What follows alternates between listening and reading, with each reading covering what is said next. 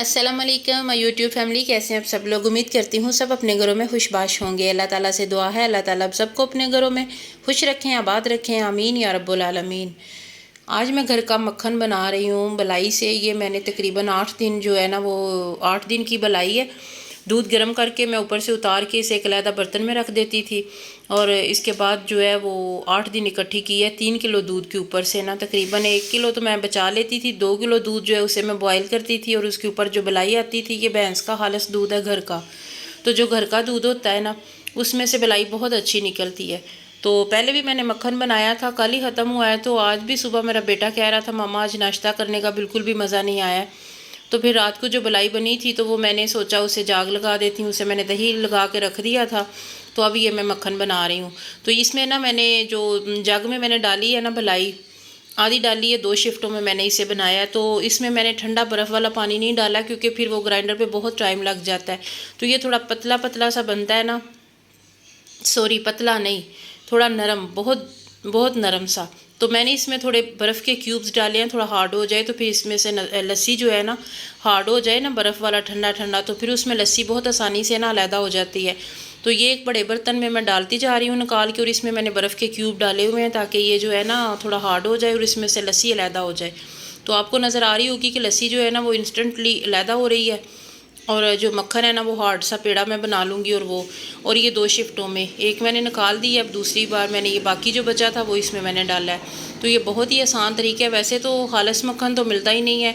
दूसरा, जिस तरह महंगाई का दौर है, दूध इतना महंगा लेते हैं, तो इसमें से अगर हम मक्खन भी बना लेते हैं ना तो ये एक हमारी बचत भी हो जाती है और जो घर का मक्खन है वो बच्चों को मिल जाता है। और मक्खन वाला पराठा जो है वो बड़े शौक़ से बच्चे खा लेते हैं, बड़े भी खा लेते हैं। तो ये देखें जी, इसमें मैंने ना ये जग जो है इसमें मैंने थोड़े क्यूब डाले हैं कि ये भी थोड़ा हार्ड हो जाता है। तो फिर इसमें से ना हार्ड हो जाए तो आसानी के साथ जो है वो मक्खन अलहदा हो जाता है। प्लीज़ मेरे चैनल को सब्सक्राइब करें, वीडियो को लाइक करें, कमेंट सेक्शन में अपनी राय का इजहार ज़रूर कीजिएगा और मेरे चैनल को सब्सक्राइब करना बिल्कुल भी नहीं भूलना है। और ये देखिए जी, बहुत ही मज़े मज़े के पेड़े बन रहे हैं। और ऐसा करने से ना ये पेड़ा जब हम गोल गोल बनाते हैं और ऐसे उसे दोनों हाथों से बनाते हैं ना तो इजाफी लस्सी जो है वो निकल जाती है। देखिए माशाल्लाह इतना खूबसूरत, इतना मज़े का ये मक्खन जो है ना सिर्फ ये 5-6 मिनट में मेरा बन गया। और ये लस्सी है, बहुत ही ये गाढ़ी लस्सी है और इसे मैं फ्रिज में रख रही हूँ। कल इंशाल्लाह इससे मैं कड़ी बनाऊँगी। तो जो ये लस्सी है ना ये इससे कड़ी बहुत मज़े की बनेगी क्योंकि ये बहुत थिक किस्म की लस्सी है और बहुत ही जो है ना ये मज़ा देगी कड़ी का। इंशाल्लाह कल वो भी शेयर करूँगी।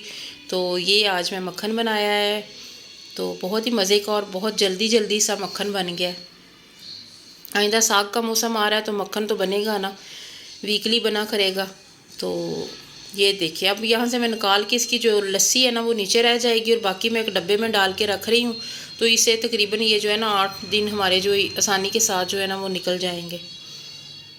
कोई बच्चा पसंद करता है, कोई नहीं करता, ज़्यादातर तो पसंद ही करते हैं, मक्खन वाली रोटी को बहुत खुश होकर खाते हैं।